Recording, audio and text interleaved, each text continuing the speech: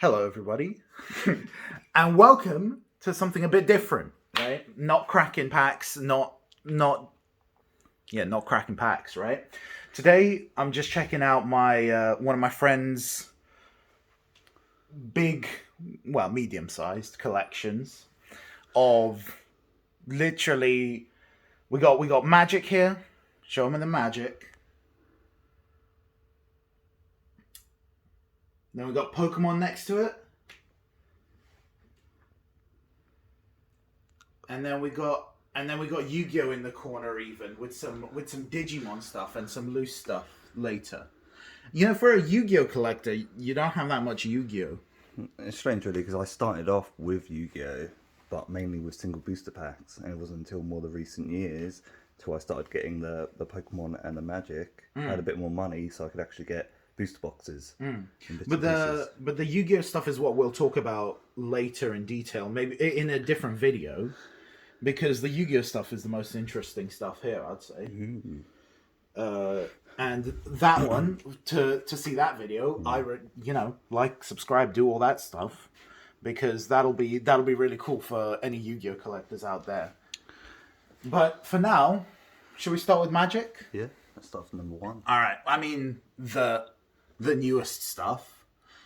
Have you got it in order from like new to old, or did you just kind of go chaos mode? It's a little bit chaos, so it's mainly like pre-release stuff. Instrad here, all the pre-release stuff. Some of the old pre-release stuff. Strix. Yeah. What? Oh, this one. Might as well talk about this one now. Knock it out of the park, because you were pretty happy with this. This here is Havoc the Bothering, made in the I think '97, late '90s, in America. Some guy obviously was like, "Oh, I like Magic the Gathering, right?" We'll make a rip-off, so it's kind of a college humor type thing. They made this. They were going to make a second set. Wizards of the Coast said, "No, you're not." And that was it. So this Goodbye to them. So this is a really special thing. So I think it's really cool, even though it's not really doesn't really have a big collector's market, but I think that's It's cool. special. It's a little bit of history. And is that something next to it? Something worth talking about? This. Yes, that's the old 2000 starter deck with the CD-ROM. Dude, what's on the CD-ROM, bro? I think it's just the how to play the game and like artwork and bits and bobs. But it's cool. It's not It's something a bit. but It's just something big unique. different, right? Yeah. Yeah. And then I've got mainly the kind of the more bigger premium kind of boxes. Yeah. A few messed up. Got Unstable, Double Masters, Tonal Masters. So when did you start collecting Magic? When I start playing or collecting. When did you start collecting? Like, when does this collection start? Probably, I think I got Unstable 2015. So Things like that, or 16, somewhere around so there. about 7 years of here and there for the whole thing, or I mainly started getting lots of boxes when Double Masters came out in 2020. all right. I just kind of got odds and. Do you think you'll keep it growing, or do you think you'll slow down? What's the plan? It will probably slow down. Because I think there are some really interesting ones here, right? This one sticks out, the convention edition, the mystery booster. Yeah. Right. That one's definitely probably one of the nicer ones. And then you said this is the normal one, That's right? the normal one. What else? What else sticks out? You've got Time Spirals here. One of the olden day boxes. Oh, it's only like not even 2 years. It's old enough. Where's the one I spotted before? That was Theros. There he is. There's Theros. And Beyond Death. Yeah. But yeah, so And then more like the newer kind of stuff down here with the new set ones. I've got a bunch of Jumpstart. Yeah. And a few bits and bobs. And then obviously you've got the little top-loaded, the nice single stuff. Do you want to go through that now, or do you want to leave it till later? Let's do a couple. Do a couple now. Go on. I mean, we're gonna do a couple. So, I'm assuming this is the pride and joy. Yeah. So this is the international edition. So we're not multi-millionaires. No, not at all. But I was like, I want a piece of power. Yeah. So A Lion's Eye Diamond. Cheapest one I could. Lion's Eye Diamond. I mean, you got. Yeah, I feel like if you have the money, getting like a Power 9 is even if it's international, it's still something here, you know. Moat. Which you could possibly get in the new Dominaria United collector's boxes. Ooh, but probably not. Because, you know, you're more likely to get like a £2 piece of poo. Like you did. I'm not upset. It's fine. Let's just look at some nice cards. Silver Queen. I mean, honestly, this one is probably one of my favorite cards ever printed by Magic, just because I like the history. I like the I like Arabian Nights, the book, as well as the set, and obviously it's such an interesting little ability, right? And you've got a few, right? You've got 2 or 3. Yeah, I got 2. You've got 2. Man. Yeah, this one is probably one of my favorite cards in Magic, personally. But maybe we can go through all of your nice Magic stuff in a later date. For now, we're just looking over. Moving on, Pokemon stuff. Yep. So Pokemon does a lot more than Magic in the sort of promotional, like Japan stuff. You get like the special Pikachus, you get the special Charizards, you get the special this and that. I mean, like, compared to Magic, when it's like 30 years of Magic, you get like Legends cards, but like when it's 25 years of Pokemon, you get they plaster it all over everywhere. They make sure everybody knows that it's 25 years. I think you got your celebrations here. Do you have a 20-year one as well? I do have some 20-year stuff. So Generations is 20 years. So this one is, and I've got the Pikachu EX with the 20. Yeah, with the 20 on the. Yeah, there you go. 20, 25. Just wait for 30 now.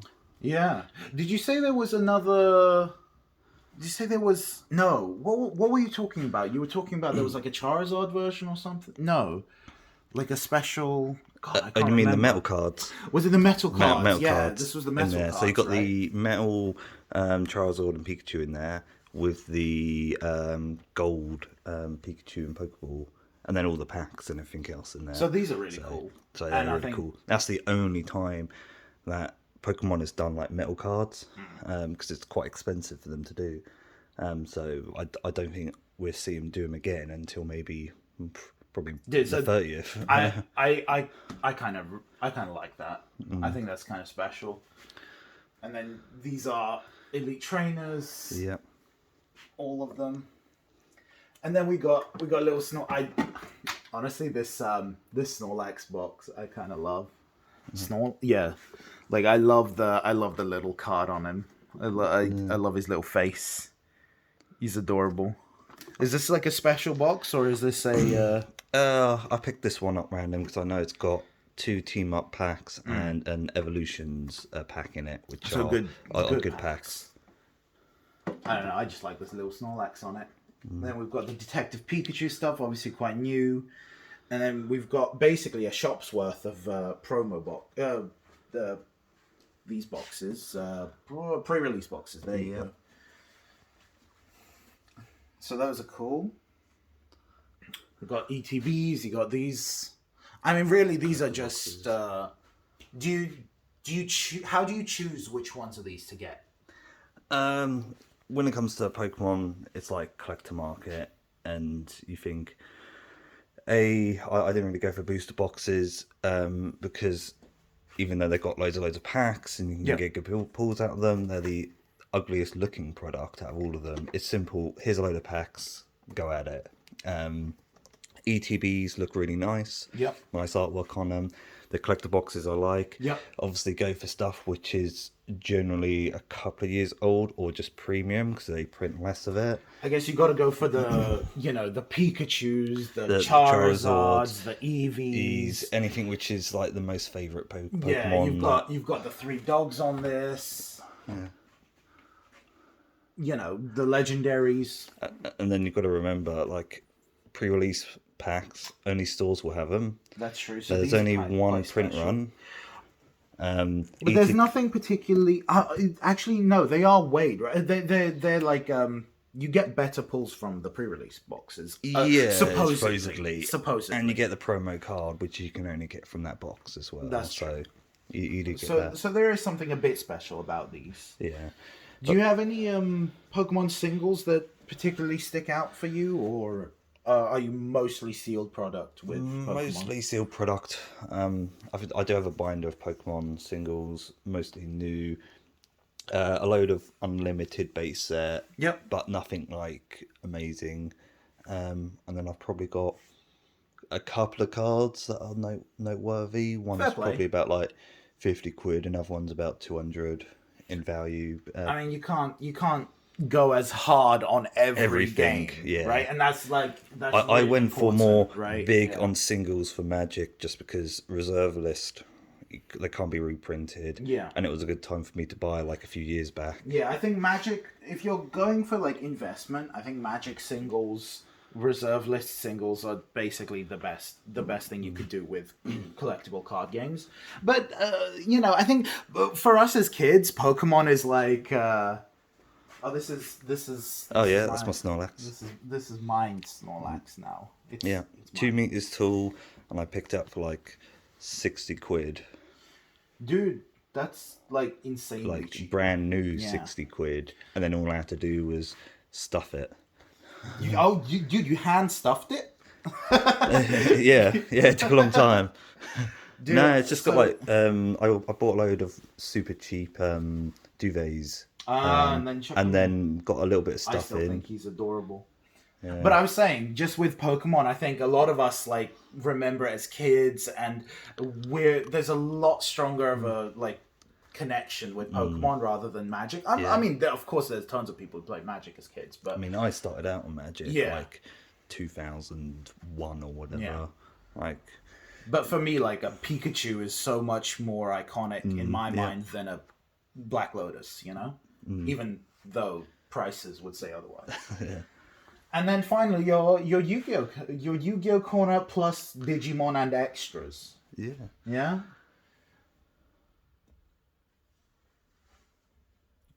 I think Yu-Gi-Oh for me is another one that my childhood was centered around Yu-Gi-Oh and Pokemon, right? Like you watched the shows, maybe you collected the cards, maybe you played them, but probably not. But I mean, these were for me the highlights of my childhood. One Piece. Oh yeah, the new One Piece game, another highlight of my childhood. But yeah, so Yu-Gi-Oh, you said you started collecting with Yu-Gi-Oh, right? Like 2012, when I woke up one day, my friend was going to a tournament, YCS. I think it was 2012 or around then. Yep. I picked up a load of spare packs. I was like, wow, people still play Yu-Gi-Oh. That was 10 years ago. I think everyone has that phase where like they come out of it, they go to college or uni or whatever, they forget about it, and then they see it years later on, and then they're like, oh, maybe I can just dip my toe back into it, and then you get pulled in. It's kind of how I got pulled back into cards, for sure. And the apps as well, like Duel Links, Yu-Gi-Oh! Duel Links. Yeah. It's a fun little one. But I started getting the single packs. Yep. And then every now and again, I was like, oh, I'll pick up a booster box. So my oldest one is this one. This is 2011, sealed Extreme Victory. which is really nice. But for packs, you have much older stuff. Yeah, but we can We'll take a look at that maybe another day. Yeah. Because I think they deserve their own video for sure. That's the first Ghost from the Past. This is I just picked up TP19 50 pack sealed, but And that's the tournament packs, right? yeah, the tournament packs For this year. yeah they just came out in the last month, I think, and I got these as well. And these are all tournament packs. Yeah, there's it's not ETP, OTS 13 and up in there. It's probably about 500 packs. From what I know of you, you're like tournament pack king. I took all the tournament packs from pretty much every store that was that was closing down or around. Yeah. And they sold me all of them because a lot of the shops don't like Yu-Gi-Oh players. Don't say that. Yu-Gi-Oh players don't like Yu-Gi-Oh And I players. say that, and I used to be a Yu-Gi-Oh player. But I think for me, Yu-Gi-Oh has always been a collecting thing as well. I played Duel Links. I loved the app, but I think in my heart, getting the cool dragons and the cute girls was like way more important than actually playing the game. I do actually have a little bit more Yu-Gi-Oh, but there's probably about 6 boxes and a few other bits and pieces which are elsewhere at the moment. So this used to be completely full. We'll do the individual Yu-Gi-Oh packs separately for a separate video, which I really recommend if you're a big Yu-Gi-Oh head to watch that one. And then what these ones? Let's get the top one. Oh, this This one. is pretty cool. What's this? This, a lot of people don't know what this is. It's in a foreign language. That's why. Yeah, do you know one? It's German. I don't Yeah, know. it's German. So this is a really old German advent calendar. This is an advent calendar. Yeah. Oh wow. The hell! I hope it's not chocolate, because don't keep that bad boy sealed. So they did for 20 years. They did a load of cards in this, which were at a certain rarity that you couldn't get in the normal packs. They did it only in German, one time only. They didn't do another one the year after. That's quite fun. So it was a unique one-off product. They did do obviously an English advent calendar. I mean, 2019 and 2020. Yeah. But that was just a one-off thing. Obviously, got the Noble Knights one. And then what's the note? Is that also an advent calendar? What is that? No, that's a big set they did in 2013, I want to say. You just get all... It's all based, obviously, King Arthur, Merlin. Yeah, you know. I know the... And then you just get, like, a deck. you get a mat for it as well. A mat as well. It comes in it. That's quite cool. Yeah, I've seen this mat. I know, because I did have 2, and I opened one, so I had the mat. And then I must have, I don't know, given John the mat or something. I can't even remember. Oh. There we go. And this is a Japanese one. Yeah. So I imagine you seem to collect like niche Yu-Gi-Oh sealed. Yeah, it's been random bits and bobs, like, because I was in Japan, and so I was like, I saw this, it just kind of came out, and I was like, dude, I just want those dragons. It's why people play Yu-Gi-Oh, right? Yeah. 20th, like it's a little 20th girls. Yu-Gi-Oh. Is that what, anniversary? That's the 20th anniversary for Japan, for when the card game came out in Japanese. For the real anniversary. Yeah, basically, to the fake one. Because they come to the English anniversary, because Legend of Blue Eyes White Dragon came out. Yeah, March, I think 8th, 2002. Okay. And of course, for us, they were like, nothing. The disrespect is infuriating. And then there's the beginnings of a Digimon collection that probably 10 years later we'll see. Probably about the same much of, because Digimon probably gonna die. No. We'll see. It's going Digimon's strong, going strong in some areas, and not so much in others. To finish up, do you want to point anything out that we haven't really talked about, or are you happy? I think the only other thing we could maybe take a quick look about is this bad boy here. Oh, your big dragon card. Yeah. So I picked this. Is this tournament legal? Yes. Yeah. Definitely. I mean, it's got the back, so same back. Yeah. So you can't really tell. Yeah, exactly. Just So I picked this up off, I think, the winner. I think the guy who had it, I assumed he was the guy who won it. Yep. He said he'd had it for quite a long time, but I think it's the 2010 Attack of the Giant Cards winner prize. And I was like, you got to get. I think it's a cool thing to have. Like, as a collector, like one of these jumbo cards, one of these double Omega sized cards is really cool. Yeah, I mean, when you see one, you just got to buy it, even if it's one. You don't really particularly like the card. I think as long as you got one. You got one. As long as you got one, you're good. I don't think you should start collecting these bad boys, because I think that's a whole other world you're entering into. The niche world of jumbo Yu-Gi-Oh card collecting. There's like 3 people out there with like 50 of these. Unless somebody wants to like buy it off me, I think I'll just, when I move, I'll just frame it and put it up on the wall. Yeah. And just do that. I think. If I make a table out of it, or I can swap it with somebody who's got a better one. Make a table out of it. Well, you can case it in glass and then put legs on it. Bada bing, bada boom. Nice. Yeah. There's a few random mats. That's an old one from Gold Series 4. I've got. I won't go through all of them. That's one I picked up in Japan as well. It's a pretty cool one. And then there's like some Judge ones back here. And then I've got this random stuff. Oh, what's all this? Is this all extra packs? These are all loose extra packs. So Pokemon from Fusion Strike. And then it goes back to like Sun and Moon, Breakpoint, Steam Siege.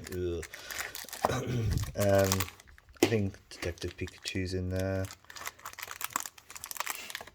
So are these just packs you've picked up on a whim? Yeah. Just to keep. Yeah. And what are these? These paper ones? So there are the McDonald's. The McDonald's boys. The second McDonald's Pokemon event just ended as well. Yeah, which made you gain so much weight. Yeah, just a little bit. And I picked up a few for all the new Digimon sets, all the way going back to the very first one. All the way for a year ago.